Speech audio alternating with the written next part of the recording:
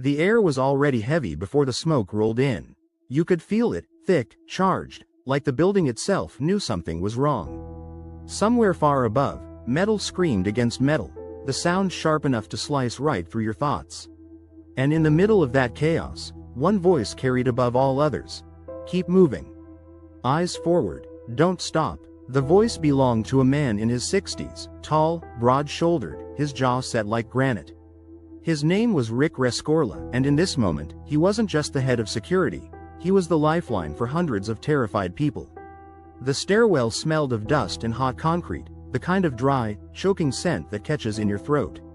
Emergency lights flickered, throwing jagged shadows across the faces of the evacuees.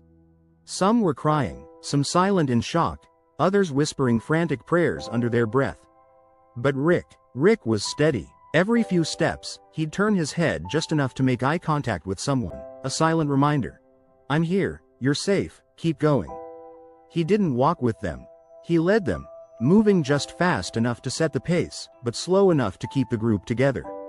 And when fear began to ripple through the crowd, he didn't raise his voice in panic. Instead, he sang. It was a song from his childhood, a Cornish marching tune, its melody firm and unwavering, cutting through the smoke and fear like a lighthouse beam through a storm. The words didn't matter, the rhythm did. Step, step, step. The beat of survival. Somewhere deep in his mind, decades of military training were firing in sequence. Check for stragglers. Control the tempo. Never let the group splinter. And as he glanced over his shoulder, seeing the faces of the people he'd sworn to protect, his expression hardened with resolve. They were going to make it, no matter what it cost him.